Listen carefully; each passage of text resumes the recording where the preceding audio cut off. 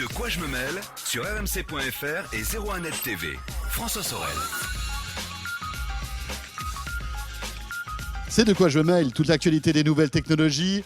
Et en ce mois d'avril qui débute, peut-être avez-vous envie de vous offrir un nouveau PC portable pour jouer. Vous savez quoi? Ça tombe bien, parce que vient d'être édité sur 01net.com le top 10 des meilleurs PC portables pour jouer du moment. Et on va voir ça tout de suite avec Aymeric Siméon. Bonjour Aymeric. Salut François, bonjour à tous. Aymeric Siméon, donc journaliste à 01net.com, vous le savez, c'est notre spécialiste PC et gaming ici à 01net. Première question, Ouais. j'ai envie de m'acheter aujourd'hui un PC portable pour jouer, Aymeric. Quelles sont les premières questions qu'il faut que je me pose en matière par exemple de configuration technique? Alors déjà, avant d'entrer dans le vif du sujet, on va Ouais. d'abord se demander, j'ai envie de jouer dans quelles conditions? Est-ce que j'ai envie de jouer à la maison et aussi chez les copains? Est-ce que c'est pour jouer juste à la maison ou pour bien jouer à la maison? Et en fonction de ça, ça va bien sûr, comme pour les PC portables classiques, en fait, ça va déterminer un petit peu le gabarit de la machine qu'on va vouloir s'offrir. Et le budget, j'imagine aussi. Et le budget aussi. Quoique, en fait, finalement, on arrive à avoir, en matière d'argent, de sommes à dépenser, c'est pas parce qu'on va au plus petit que ça coûte nécessairement très très cher, ou c'est pas parce qu'on en a un très grand qui va aussi coûter très très cher. On va arriver à trouver des choses qui sont finalement assez équilibrées en termes de prix. Alors, ce qu'on disait, c'est que il faut d'abord se poser la question du format, et on a fait plein de progrès, hein. La technologie, ça évolue tout le temps, c'est vachement bien. C'est génial la Voilà, technologie. c'est super la technologie. Donc aujourd'hui, si avant trouver des machines gamer 13 pouces voire 14 pouces, c'était très très difficile. Aujourd'hui, c'est des formats qui tendent un petit peu à se démocratiser. On arrive à trouver des machines qui font qui ont un format 13,3 voire 14 pouces et qui sont de très très bons gamers. Et sur lesquels il n'y a pas de compromis de puissance. C'est-à-dire que j'ai pas une alchimie un peu bizarre de composants, donc on va y arriver entre une plateforme type basse consommation et puis une super carte graphique. En fait, il y a aujourd'hui les machines ultra portables sont quasiment équipées comme les gros PC. Voilà, et ça c'est vraiment pas mal parce que Alors on parlait tout à l'heure du progrès technologique. Ouais. C'est un exemple flagrant du progrès technologique et de la miniaturisation. c'est ça. J'ai eu du mal. Miniaturisation des Voilà. puces à la fois du processeur, mais aussi des puces graphiques. Oui, tout à fait. En fait, on est arrivé aujourd'hui à avoir un très très bon compromis entre dégagement de chaleur, on va dire consommation, et puis puissance rendue par les composants. Donc on a plein de petites machines, donc 14 pouces, 13 pouces, mais bien sûr, hein, le cœur des machines gaming, ça reste les traditionnels 15,6 pouces et 17,3 pouces, ça change pas. Et c'est des machines qui peuvent en plus très très bien remplacer des PC de bureau aujourd'hui. En Donc, plus, voilà. oui, qui peut le plus, peut le moins. Voilà, c'est ça. Donc, comme aujourd'hui, la technologie encore elle a encore frappé, on arrive à trouver des machines qui sont quasiment légales de certains PC de bureau. Un petit PC portable peut être tout aussi puissant qu'une tour qui va faire 1 mètre de haut. Alors quasiment, on va arriver en tout cas d'un point de vue graphique, oui. Parce qu'aujourd'hui, les cartes graphiques qui sont embarquées dans les PC portables, en tout cas les cartes graphiques Nvidia GeForce GTX de la série 10, sont exactement les mêmes que celles qu'on va avoir dans un PC de bureau. Donc PC de bureau, PC portable, même carte graphique, même puce, enfin il y a quasiment rien qui change. Et quand je dis quasiment, ça se joue aux variables usuelles qu'on aura D'accord. sur les cartes graphiques de bureau aussi, c'est-à-dire des montées en fréquence dans certaines conditions qui sont peut-être pas aussi faramineuses ou Mais là, on d'une est quand carte même à sur, etc. on est sur du C'est niveau. du très pointilleux, c'est voilà. très pointilleux. Mais on va dire qu'on a la même chose. D'accord. Voilà. Très clairement, on va avoir la même chose. Quels sont les prérequis aujourd'hui, techniques, Ouais. pour avoir une machine, on va dire, correcte pour jouer? Alors, prérequis aujourd'hui, c'est pas la peine d'aller chercher tout de suite à avoir le must du must du must. Il faut d'abord un petit peu savoir à quoi on a envie de jouer, hein, à quoi j'aime jouer. Est-ce que j'aime jouer à tous les derniers canons 3D qui sortent, à tous les super jeux, etc. Donc là, tout de suite, va falloir, Taper un peu fort. voilà, se ruiner un petit peu quand même au départ. Si on aime jouer simplement à des jeux un petit peu anciens ou à des jeux qui sont plus orientés e-sport, donc pas forcément très consommateurs finalement de très grosses puissances qui tournent, même s'ils sont pas très beaux, on peut quand même bien jouer, etc. ce ne sera pas la peine de complètement se fâcher avec son banquier. Un petit peu, mais pas beaucoup. C'est-à-dire que entre un League of Legends et je ne sais pas moi, un Call of Duty, Ouais. il y a un monde quand même. Oui, il y a un gap en fait en termes. Après, bien sûr, si j'ai envie de jouer à League of Legends en 4K, tout à fond, etc. Bon, alors la machine requise sera peut-être pas aussi importante que pour jouer à 4K, mais il faudra quand même un peu de patate. Maintenant, si je peux tout à fait me contenter d'un affichage en Full HD avec des détails compris entre moyen et haut, Donc le voilà. confort sera tout à fait correct. Voilà, de toute façon, il faut, en termes de gaming, que ce soit sur un PC portable ou sur un PC de bureau, la problématique est toujours la même. Il faut arriver à allier à la fois fluidité, donc c'est-à-dire arriver au sacro-saint palier des 60 images par seconde. On ne peut pas descendre en dessous. Si on peut descendre en dessous, c'est-à-dire que notre œil, de toute façon, voit pas, ne perçoit pas les images perdues en dessous de 24 images par seconde. Notre œil rafraîchit à 24 images par seconde. Donc, à partir du moment où il y en a moins, on commence à le voir. Après, c'est déjà plus difficile. En fait, ce qu'on va voir, c'est ce qu'on appelle des pertes d'images par seconde, c'est-à-dire quand le jeu va saccader d'un coup, etc. Là, c'est qu'il y aura eu un petit trou dans la courbe. Et donc, là, ça, l'œil va le percevoir. Mais si on a une machine qui est capable de fournir entre 30 et 45 images secondes constants dans un jeu, Cela dit, tu disais que l'œil ne voit pas plus de 24 images par seconde. Ouais. Tu vois la différence quand même. oui, Un jeu qui tourne à 24 à 60, tout à fait. tu vois la différence. Tu Il y a la une vois fluidité, il y a une espèce de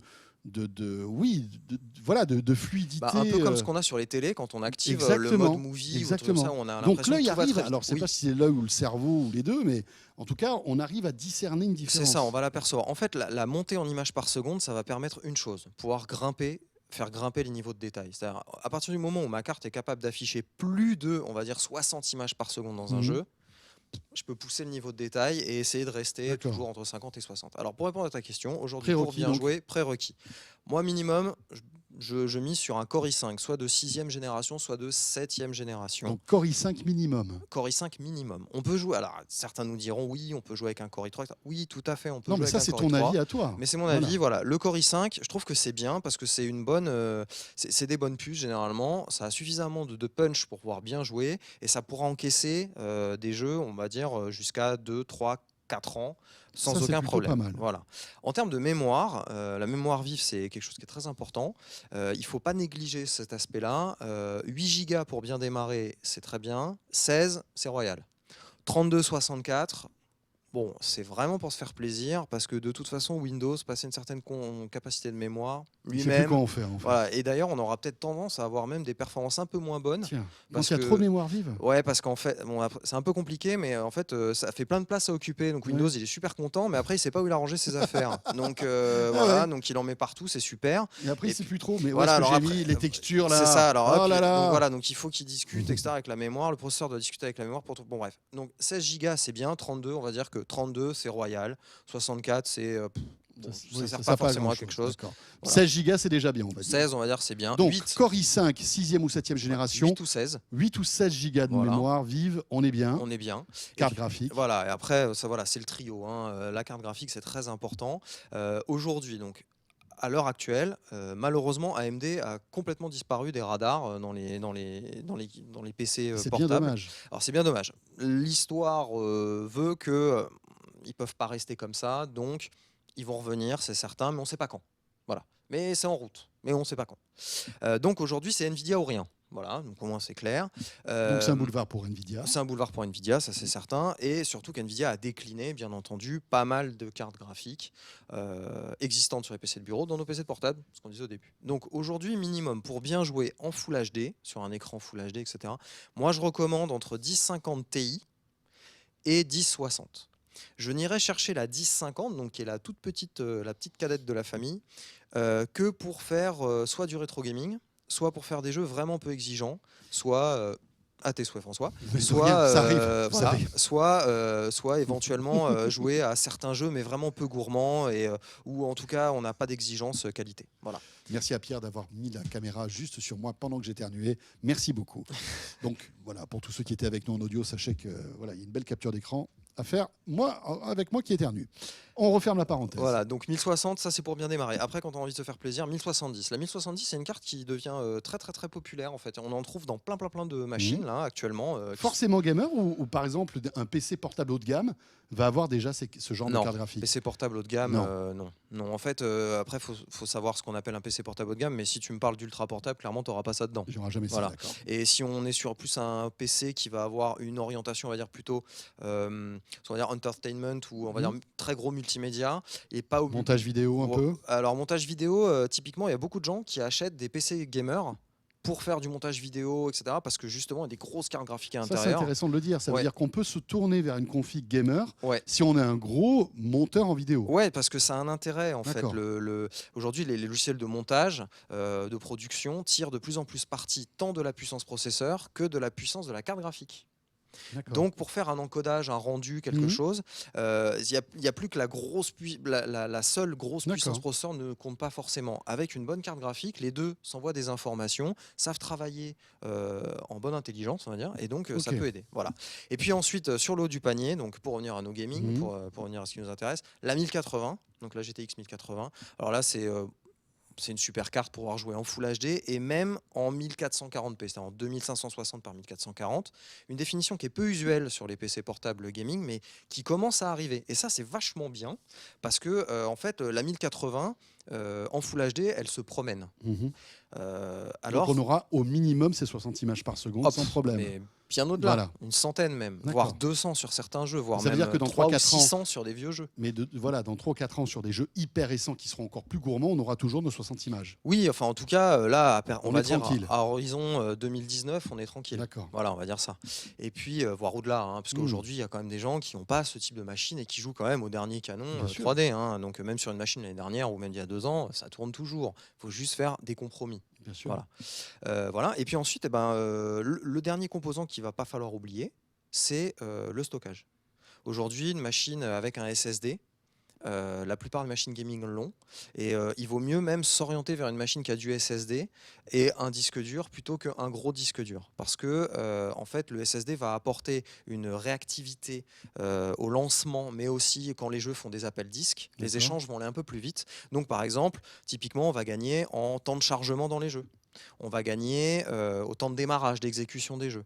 Alors, vous dire qu'on va gagner des sommes et des sommes d'images par seconde affichées, non. Mais il y a quelques deltas qui sont perceptibles. C'est un confort, en tout cas, indéniable. Ouais, en tout cas, une machine de gamer dans laquelle il n'y a pas de SSD aujourd'hui sur 01net, généralement, elle prend un carton rouge. Core i5, 16 Go de mémoire vive, 8 ou 16, 1050 Ti ou 1060, un petit SSD de 128. Voilà, un petit SSD 128. Là déjà, on est bien paré. Voilà, on est bien paré. La qualité d'écran, mat ou brillant? Alors, c'est une question de goût. D'accord. Voilà. Question de goût. Moi, je préfère le mat. Et c'est vrai que sur 01, on a un peu tendance à favoriser les machines qui ont un écran mat. Maintenant, si le brillant, ça vous plaît, parce que ça vous fait pas peur d'avoir des reflets, pourquoi pas? Parce que vous aurez l'impression que les couleurs sont plus vives.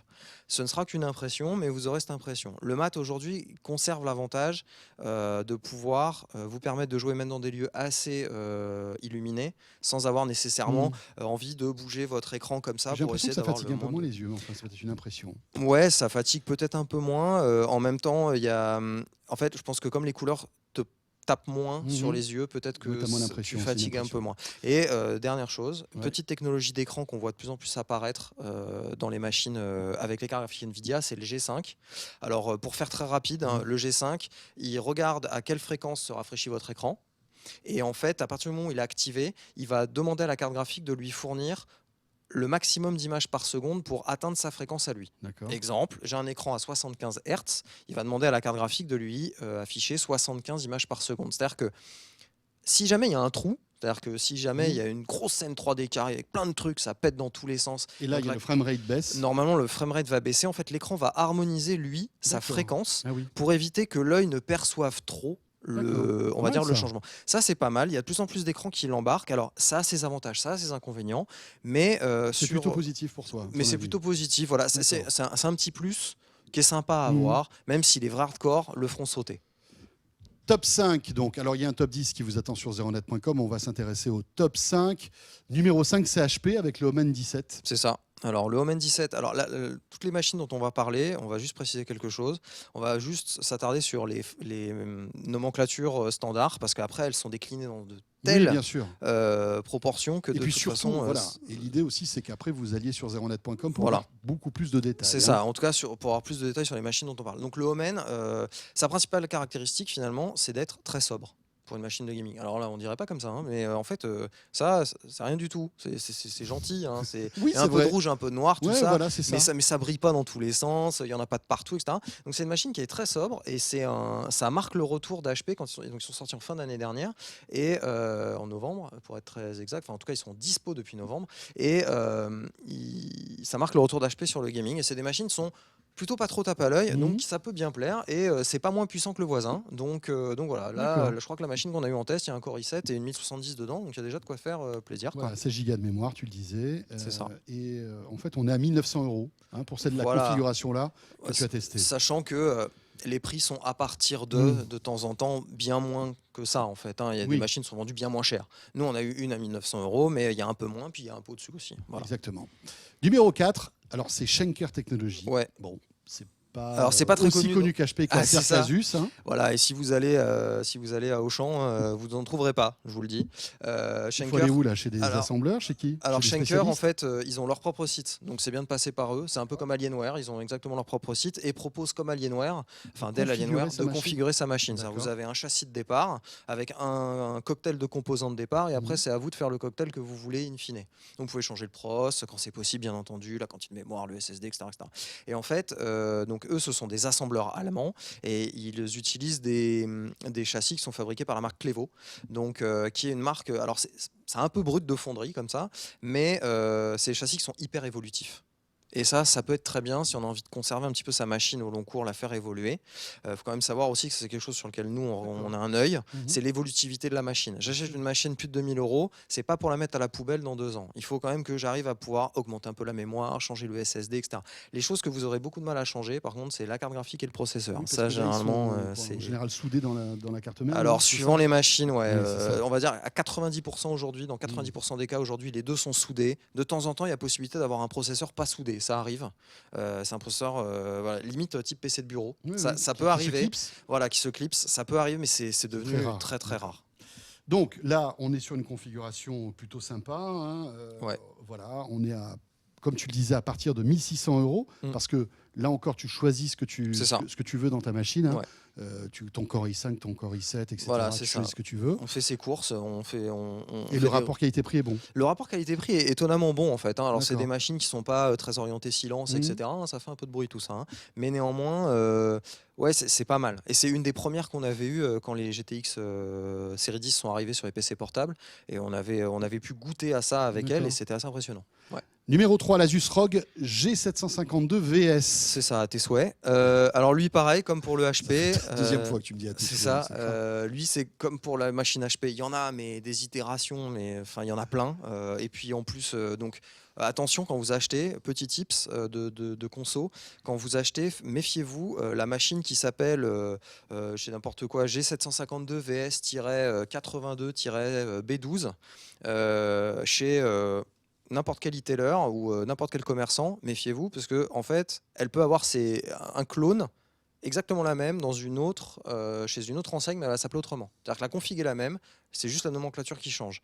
Donc, et ça peut être intéressant parce que de temps en temps. Et là, ils font tout ça pour qu'on puisse pas comparer, bien sûr. C'est ça, qu'on puisse pas comparer en rentrant juste une référence standard sur Google. Sur Google, ça marche pas. Voilà, c'est-à-dire qu'il y en a une qui va sortir 2 peut-être, mais pas 3, ni 6, ni 8. Donc voilà. Alors pour revenir à nos moutons, le G752 VS, c'est un châssis qui est très connu chez Asus parce qu'il n'a pas trop évolué. Ça fait 2 ans, je crois, maintenant que la marque a celui-là, qui est très efficace. Et à l'intérieur, voilà, on a.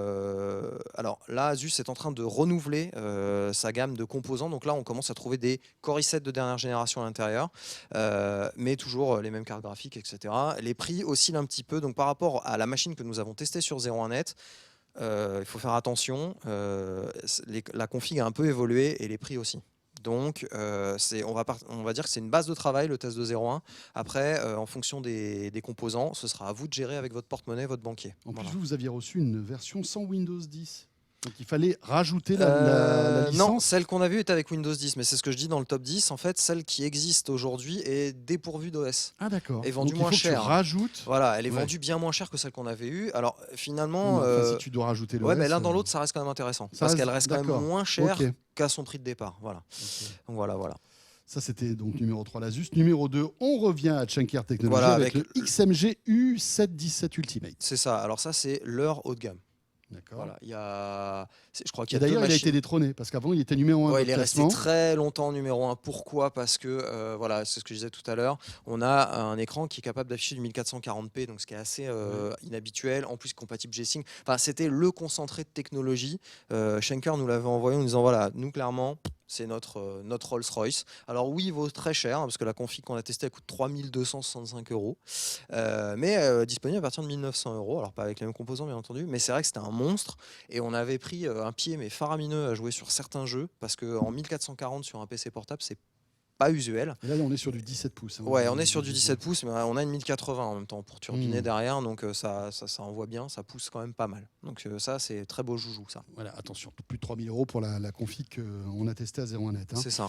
Et numéro 1, c'est Alienware, le 13 R3. Alors bizarrement, pourquoi cet ultra portable arrive premier alors oui. que ce n'est ni le plus puissant, ni le plus gros, ni le plus machin, ni le plus tout en fait. Alors simplement parce qu'il propose un rapport qualité-prix qui à mon sens est excellent, surtout dans la version ça, qu'on c'est a cool. reçue. La version qu'on a reçue, elle est vendue un peu plus de 2000 €. Pourquoi ? Premier argument d'Alienware, c'est que en fait, plutôt d'avoir un écran type IPS, on a un écran OLED. Donc un écran OLED, c'est très rare sur les PC portables.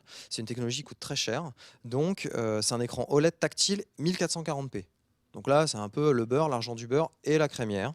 Et on se prend la même claque qu'on a lorsqu'on regarde une télé OLED. On se la prend aussi sur l'écran de cet Alienware ou pas ? Alors la claque, elle est assez hallucinante, ouais, parce que les noirs sont vraiment très profonds, hein, ils sont infinis sur l'OLED. Alors dit infini parce qu'ils sont vraiment immesurables à la sonde en fait.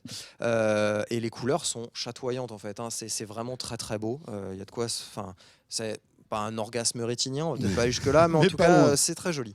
Et ce qui est plutôt bien, c'est que cette machine-là propose un Core i7, du SSD, une bonne carte graphique, donc une 1060 pour le coup, et le tout dans un format de 13 pouces.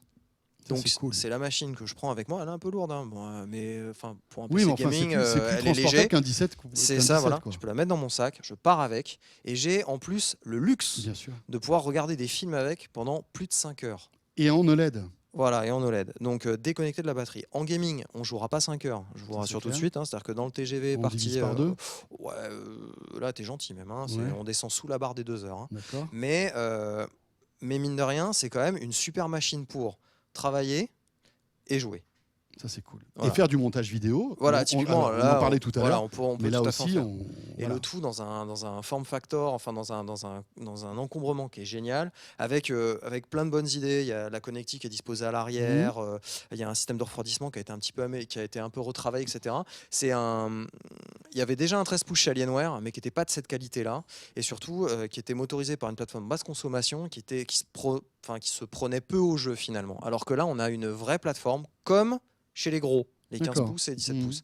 Et ça, c'est vraiment bien, c'est appréciable. Alors, la version que vous avez testée, on est à un peu plus de 2000 €, Ouais. avec l'écran OLED, etc. C'est ça, Mais c'est la Rolls-Royce. Hein. Voilà. Voilà. Mais l'entrée de gamme de cette config, on est aux alentours des 1005. Voilà, c'est ça. Mais là, Et, vous n'avez pas l'OLED. il n'y a pas et l'OLED, vous il n'y avez a pas pas- la même carte graphique. Voilà, et peut-être puis on a pas un Core i5. la même pros. Voilà, Voilà, c'est ça. logique, Mais enfin, hein. ça reste quand même une machine sympathique pour jouer. Hein. Ça peut Exactement. tout à fait faire office de deuxième machine. Voilà, Alienware qui revient un petit peu dans la place, donc avec ce 13 R3. Rappelons que c'est Dell qui a racheté Alienware il y a quelques ça. années de cela. Et le test du 15 pouces est à Arrive. venir très rapidement sur Yo. 0net, puisqu'il est là en ce moment au labo. Voilà. Cool. Alors, là, ce n'est qu'un petit apéritif. Le top 10 total vous attend sur zeronet.com avec moult détails sur les configurations, sur les atouts et les inconvénients de chaque modèle. Je vous invite à y jeter un œil si vous êtes peut-être en phase d'achat, de vous offrir pour ce printemps un PC portable gamer. Merci beaucoup, Émeric. Je t'en prie. quand tu Émeric veux. Siméon, donc de la rédaction de zeronet.com, et ce de quoi je me mêle est terminé, les amis. Merci d'avoir été avec nous. Bon week-end, bien sûr, profitez-en bien. Et on sera là vendredi prochain. De quoi je me mêle sur rmc.fr et 01net TV. C'est très bien.